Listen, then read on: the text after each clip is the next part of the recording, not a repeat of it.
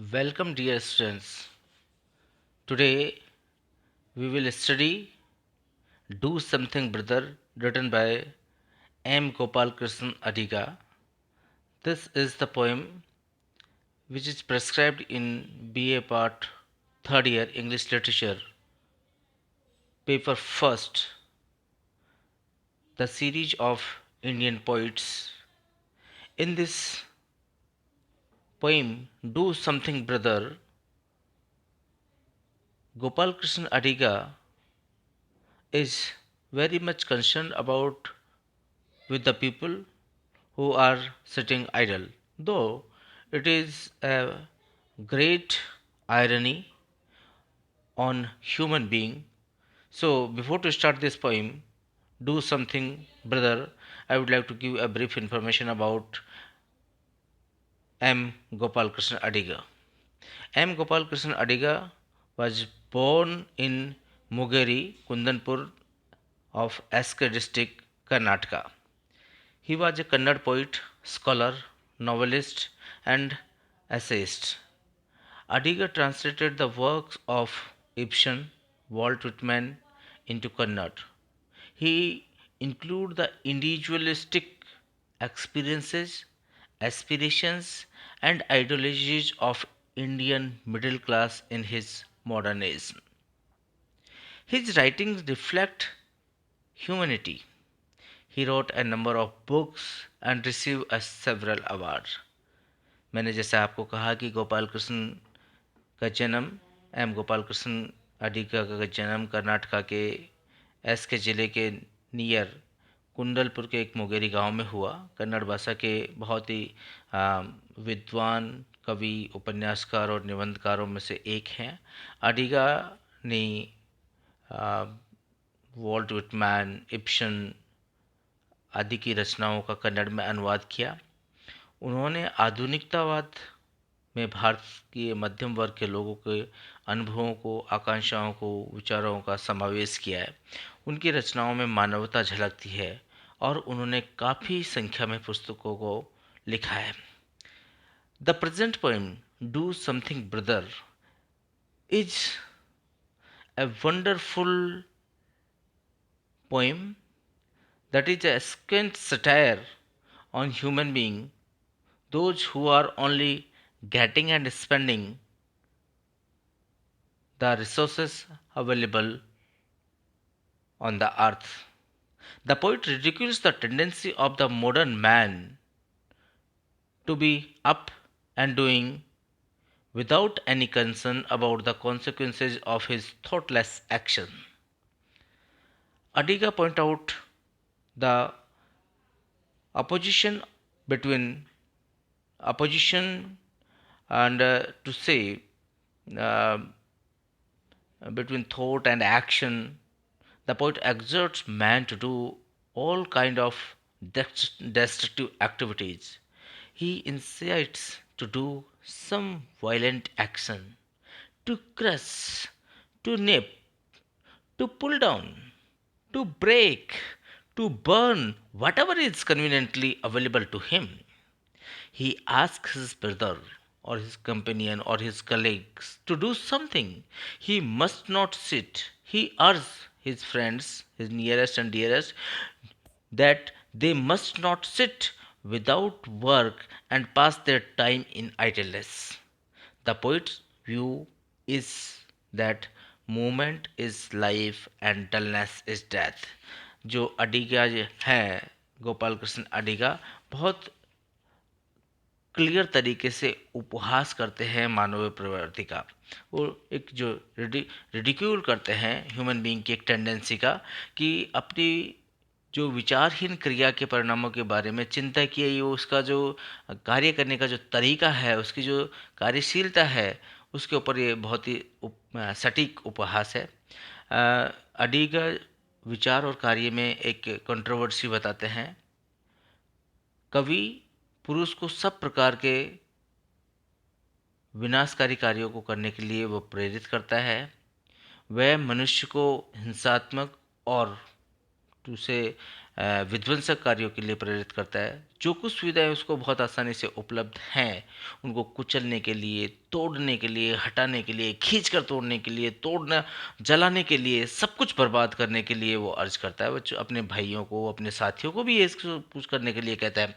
उसको बिना काम के बैठना नहीं चाहिए, क्योंकि आलस्य में मनुष्य को समय नहीं बिताना चाहिए। उसका विचार है कि क्रिया जीवन है, और जो मृत्यु है, जो कहा जाए कि सुस्ती जो है, इसलिए मनुष्य को किसी भी तरीके से शांत नहीं बैठना चाहिए, क्योंकि action is life.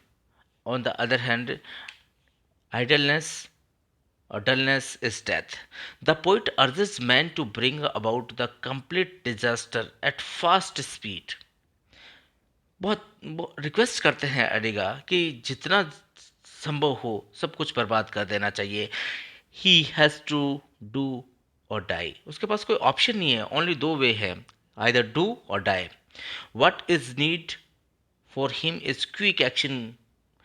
He has to extract as much as possible from the mother earth. जो कुछ पृथ्वी के अंदर है उसको जितना संभव हो, एज सुन एज पॉसिबल उसको स्नैच कर लेना चाहिए, उसको खींच लेना चाहिए, उसका दोहन कर लेना चाहिए।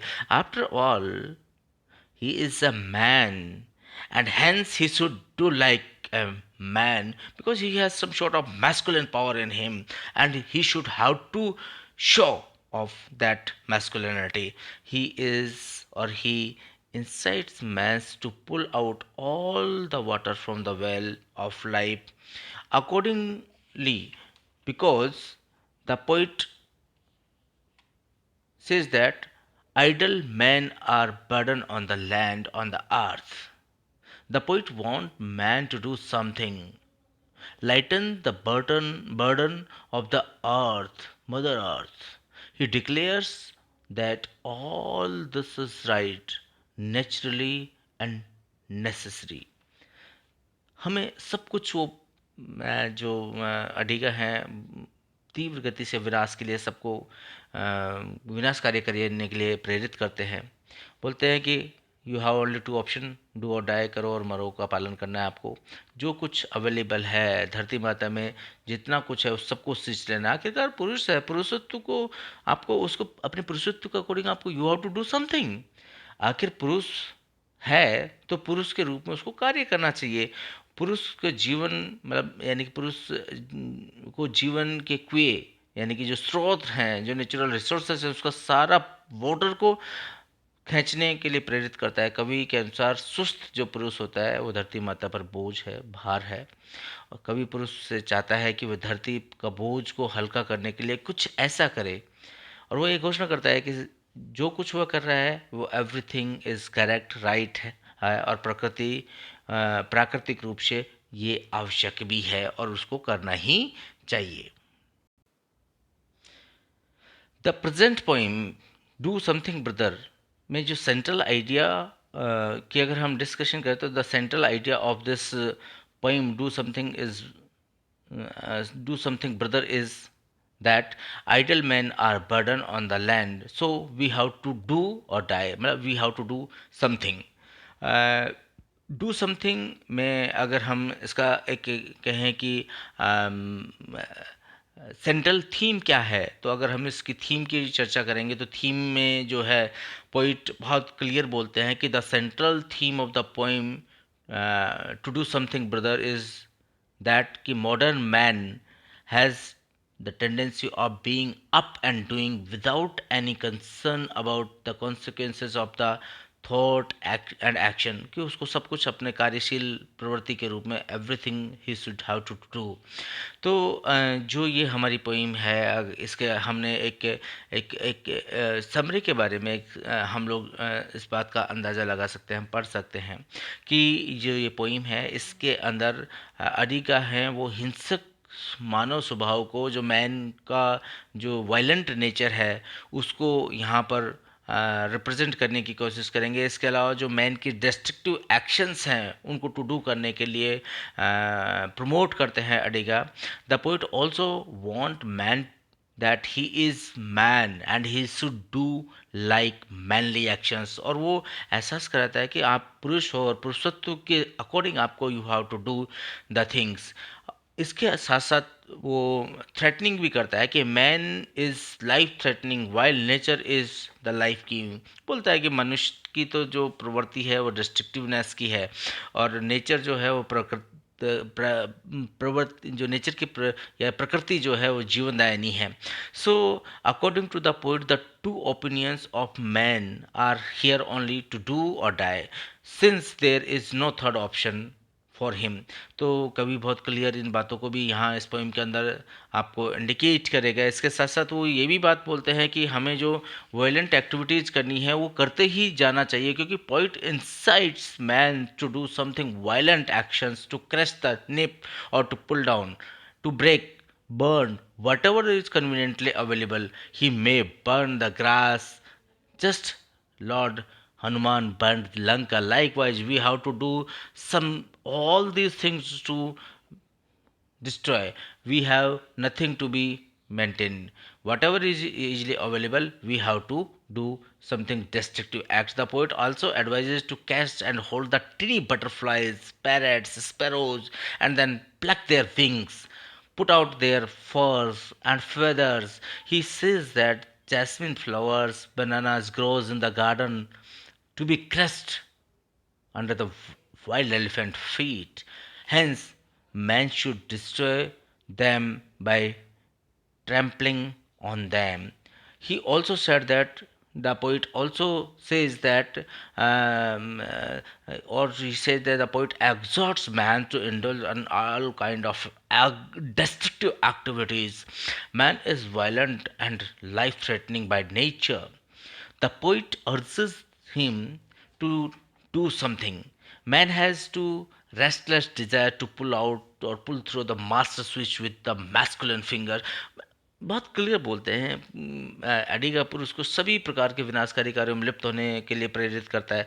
दो क्लियरली ये समझना होगा कि एक आयरनी है, बहुत बड़ा एक उपहास है जो कि आज का जो मानव की जो लाइफ है, गेटिंग एंड स्पेंडिंग जो टेंडेंसी है उसके ऊपर उन्होंने बहुत सटीक एक अटैक किया है। इसके अलावा अगर आपने पढ़ा हो तो जहाँ पर मनुष्य की केवल इंस्टिंक्ट, लस्ट, डिज़ायर्स हैं उनके ऊपर बहुत सटीक किया है, प्रहार करने की कोशिश की, और ये कहा है कि यस हम ह्यूमन बीइंग्स हैं, हमको जितना ज़्यादा एक्सप्लॉयटेशन करना चाहिए, चाहे वो अर्थ का हो, चाहे मैन का हो, चाहे नेचुरल रिसोर्सेज जो अवेलेबल हैं उन सब का हमको जितना जल्दी हो सके उन सबको हमको मतलब उन सब का हमको यूटिलाइज कर लेना चाहिए।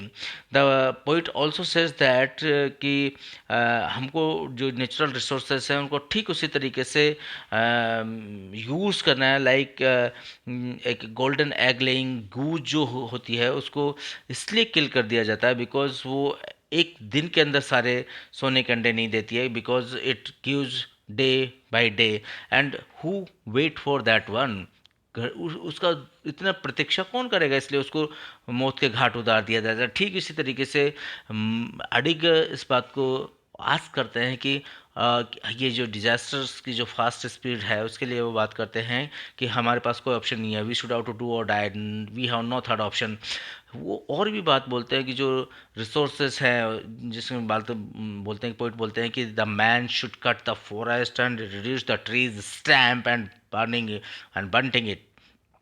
After all he has all the implements, उसके पास सब कुछ है, लाइक एक्स है, सिकल है सो द नाइफ है, he can do all with his sweeping movements of his hand, उसके पास सब कुछ है, वो उस सबको ख़त्म कर सकता है। अब पोइट इस बात के लिए और क्लियरली बोलता है कि जो भी ऑब्स्टेकल्स उसके वे में आती है, जिनकी बात करता है कि चाहे मनुष्य के रास्ते में आने की वजह जैसे कोहरा, कुहासा, पर्वत, इनकी बात करता है, like mist, fog, mountain, peaks, hidden dangers from sirens, he is not to be disheartened by the all these impediments. After all, he has horse sense, क्योंकि दिमाग तो है नहीं उसके अंदर। That is a practical knowledge, good judgment about the ordinary life. He has to bring all about the restrictions in spite of the implements impediments कि वो बोलता है कि क्योंकि इस इन सारी बातों से वो मतलब उसके अंदर इस व्यवहारिक ज्ञान तो है नहीं, साधारण जीवन की निर्णय लेने की क्षमता है नहीं, तो उसको बस ये है कि ये सारा विनाश के रास्ते जितनी बाधाएं आए उनके बावजूद भी उसको कार्य करते रहना चाहिए, कि उनको रुकना नहीं चाहिए. And finally poet asks to explicit the mother earth and maximally he says कि वाट एवर जो रिसोर्सेज धरती माता के अवेलेबल हैं अंदर हैं उन सबको उसको यूटिलाइज कर लें. Although she is existed yet still it has the fleshes on its bone and marrow inside the bone. He has to extract as much as possible from the mother earth to satisfy his hunger. कवि जो है अडिगा जी जो हैं वो बात बोलते हैं कि पुरुष को धरती माता का अधिक से अधिक शोषण करने के लिए वो बोलते हैं, और वो बोलते हैं कि या दो मदर अर्थ जो है वो थक गई है, फिर भी उसकी हड्डी में जो मांस बचा है, हड्डी के अंदर जो मज्जा बचा है, उस सब का उसको जितना ज़्यादा संभव हो तुरंत उसकी भूख को संतुष्ट करने के लिए उसको खींच लेना चाहिए. यानी कि बहुत क्लियर बोलते हैं कि आगे भी बात बोलते हैं कि अगर हमारे पास जो जीवन रूपी जो कुआं है, लाइफ वेल है, उसको एक साथ एक झटके में उसको खाली कर देना चाहिए, उसको सुखा देना चाहिए. बिकॉज क्योंकि हमारा जो नेचर है वो तो है कि विक्ट्री इज़ वन, और हमें जीवन में पुरुषत्व को प्रदान करने के लिए हमें तो ये सब कुछ करना ही है, आगे बढ़ते रहना है. और इसका एक ही तरीका हो सकता है उसके लिए है कि जो मनुष्य डल है, मतलब जो काम करता नहीं है वो बेकार है, वो बोझ. According the poet the idle man are burden on the land, he wants man to do something to lighten the burden on the mother earth. For this he has to be up and doing, he has to do something about it. He says that all these rights are natural and necessary. वो बोलता है कि जो कुछ पृथ्वी पर जो निष्क्रिय है वो भार है, जो इसलिए मनुष्य को काम करते रहना चाहिए और उसको कार्यशील होना चाहिए और नियमित कुछ करते रहना ही चाहिए. सब सही है, प्रकृति की यही आवश्यकता है. तो students, I think we have discuss a lot about do something brother, and in the next class we will study the text line to line. Till then, bye bye.